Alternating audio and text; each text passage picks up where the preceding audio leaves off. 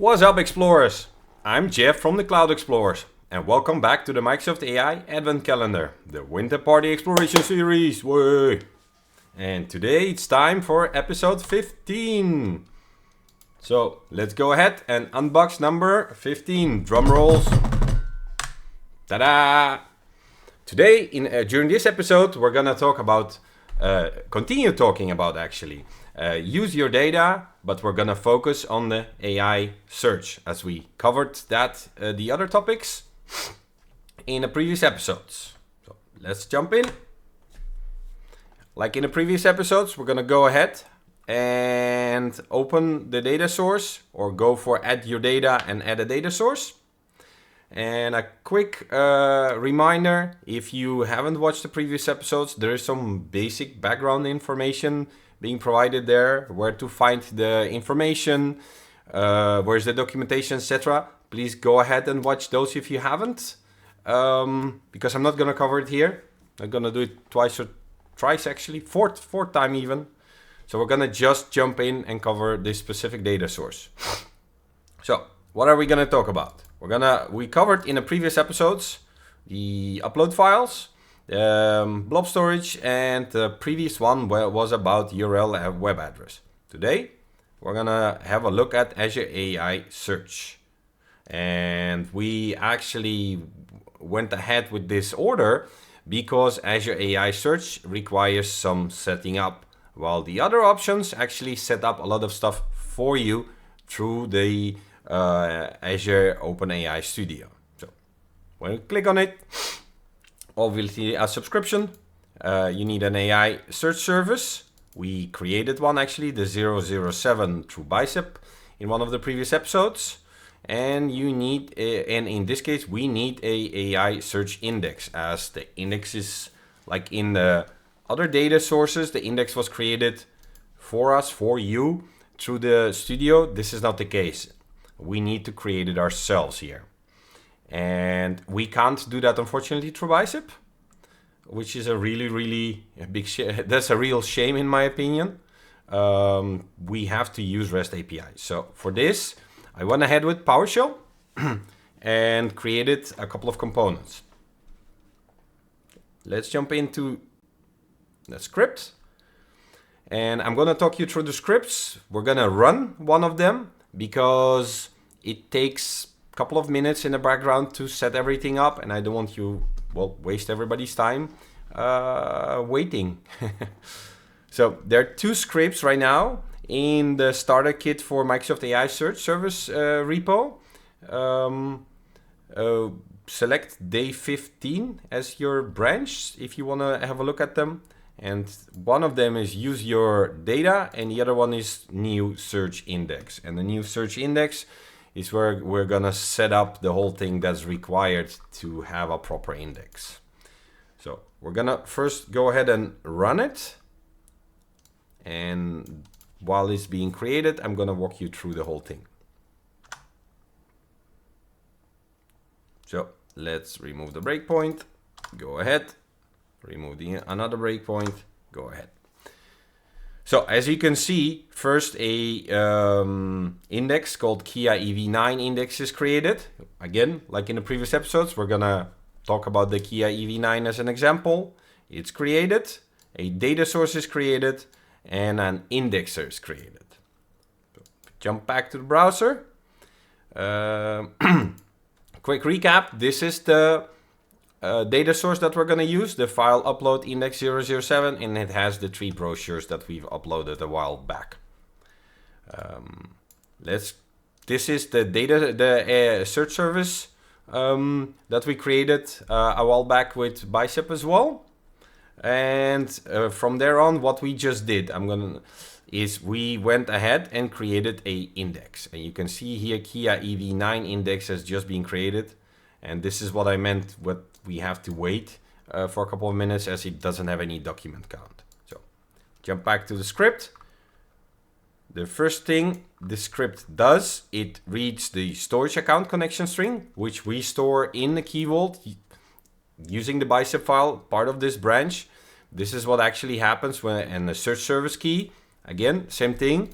In one of the previous episodes, we actually created this setup. So I reused that setup for the storage account.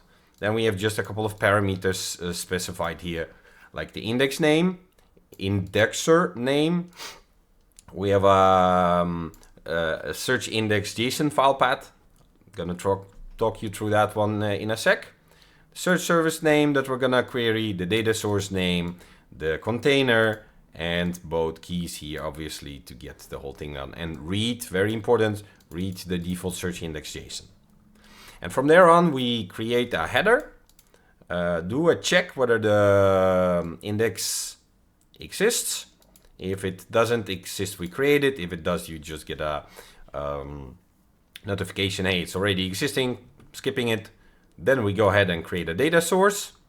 And finally, we combine, same thing here, check it first. If it doesn't exist, create it. And finally, go ahead and create the indexer itself. And same setup again. If it doesn't exist, we create it. So how does that look like in the resources? Well, the data source. So let's jump back to the indexer. So this is the indexer that is created. As you can see, we already have the document count in it. And if we go ahead, we can actually check it out. So check what it has been indexed, and we can see there's some stuff indexed about the Kia. And to be able to create such an index, so if we would go ahead, we can either add one like this or add one as JSON. And as you can see, there's some JSON input required for adding such an index. So what I did is I went ahead, created one using the Azure Blob Storage setup through the studio, and looked at it and figured out what is the setup that's being created here with regards to the configuration, and simply copied that. So if we would go ahead and have a look, can we? Yeah, look at the JSON. This is the JSON file that is generated by Azure OpenAI Studio, and it's a very default setup, but it gets the job done of indexing the content from the PDF. Again, this can be improved and tweaked for your own data the way you want it. I'm not a search expert, so I just went ahead with the default to learn on how this concept is being created. So what I did is inside the files, not policies, we don't have those. In parameters, there's a starter, there's a default search index JSON, and that's literally the JSON file that we saw. There's a placeholder here for the index name. So when the new search index is created, we have all the way at the top, we get the content from that file, replace the index name with the index name that we want, and pass it as part of the body. Let's have a look. Where is it? There you go. To the invoke REST method on this URI, search service name, search.windows.net/indexes, and an API version. And we do a post method with the body, with the JSON file as the body. So that gets us to have an index. But the indexes would be empty if we don't have an indexer and a data source. So the next part that we created is a data source. The data source points to the storage account. You can see a connection string. You can see the container name. I'm not using any managed identities here, although in any production environment, I would really recommend using managed identity here for authentication instead of the plain old connection string, as it improves security significantly and makes a lot of stuff way easier. Same thing, the data source is created through a JSON definition file, and we can see that file over here. When we create a data source, the name, we don't have a description, type blob, put the connection string here. Again, managed identity, way better than this. But for a starter, a connection string is sufficient. The container name, and if there's any additional configuration like encryption key, data policy, deletion policy, if we want to specify it. For this setup, we don't. Same thing, check it. If it doesn't exist, we create it by providing it as a data source, as a part of the body, again with a method post on the search service name searchwindows.net, and then in the data sources API. So after in the data source is created, the next step is to create the indexer and at least crawl it once. As you can see, 6 minutes ago, we created this indexer. It did one crawl on 3 documents, and same thing, created through a JSON definition. And let's go ahead. We actually have a very simple JSON definition here. Name, data source, target index, and what do we want? Well, we want the content and metadata. We didn't specify anything here with regards to how often to crawl it, etc., because I just want a simple single crawl for this proof of concept, and that is it. Although if we want to add more files and increase the index, recrawl is required. And you can see here this can be done through providing a schedule. Exclude any kind of documents if you really want to, but again, we just want to have as much as possible information about the Kia EV9 available in our AI service. So let's go ahead. The indexer ran. The index is actually populated. So what we can do is select Azure AI Search here. Select the AI service. Let's refresh. And we can select the Kia EV9 index. Press next. Next. Select the search type. Obviously no vector search, so we're stuck with keyword here. Check the whole thing. And there you go. The data source is created. Let's select the slightly different deployment model. And we can say what is a Kia EV9. And it doesn't work. That's amazing. This is the beauty of having it as a preview. As a preview setup. So usually it either takes a while or I have to reset up the whole thing. Another thing I set up as well is to do the same setup, but through Azure PowerShell calling the Azure OpenAI API.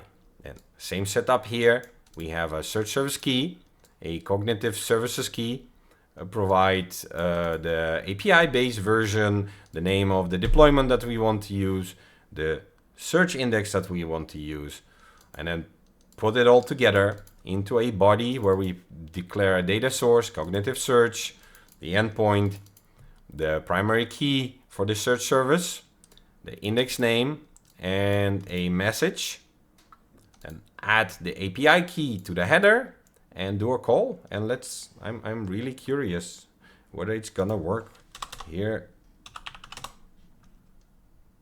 or not.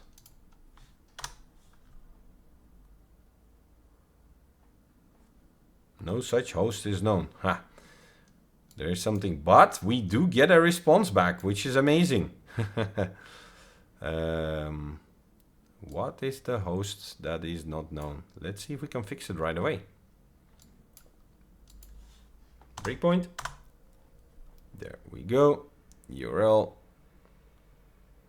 OpenAI. Preview. Probably. Oh yeah, I see the difference. I see the problem. The double HTTPS. So if we remove this one, let's run the last part again. Oh no, that's removing the breakpoint. Wait. There you go. So now the whole thing actually works, and it actually fixed the bug as well. And you can see here, we can now talk about our data and have a better improved quality of the conversation make it more powerful, ask all kinds of questions. So we can go ahead and ask another one. Let's see what happens. What colors is the EV9 available in? See if this is gonna help us out. And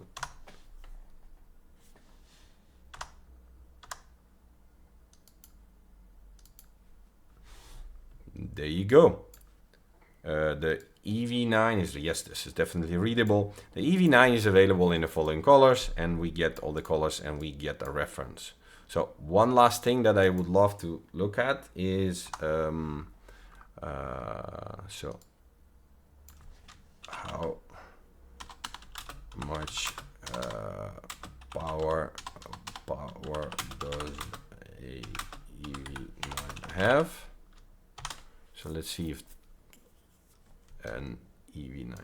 Let's see if we can get another request. Put a breakpoint there, as I want to have a look on how the sources are actually referenced. So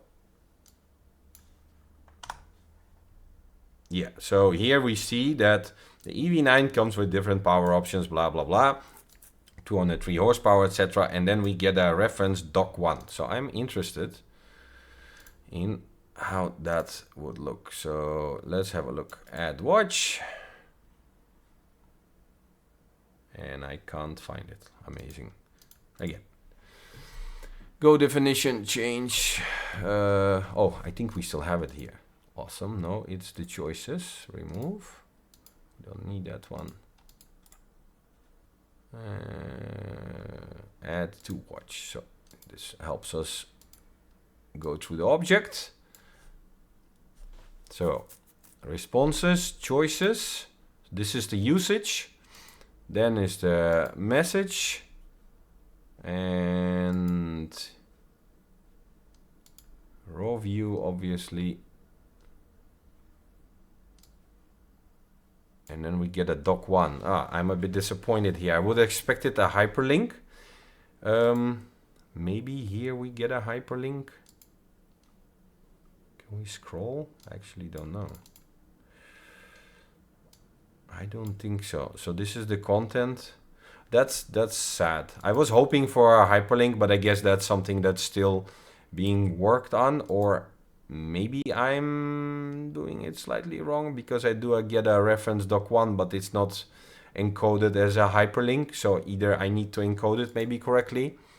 Anyway, if you're watching and you have any clue on how to do this, please drop your idea or your solution in the comments. I would really love to see that, as I would love to see this doc1 reference being referenced. Or, oh, I think I know. This is the citation. So the doc1 citation is actually this one.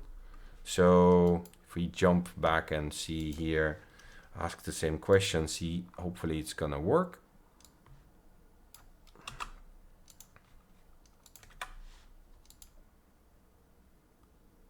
Yeah, see, it's just, so one reference. This is the citation I was looking at. And I guess that's the citation that we're, yeah, here, that's the citation that we're actually getting. And the AI Studio is actually the one that makes it pretty and shows the citation in this case. So we're actually, okay, so we're actually having all the data here. I just need to structure it better with regards to the script. But that's okay. And that's pretty much it. That's how we can use Azure OpenAI, configure Azure OpenAI Search in combination with Azure OpenAI Service, and chat about our data using everything as code approach in this case. If you want to see more on the Microsoft OpenAI, check out the previous episodes. Make sure to subscribe not to miss the next one. If you liked the video, give it a thumbs up. If you didn't, download the shit out of it. Thanks for watching, and until next time. Bye bye.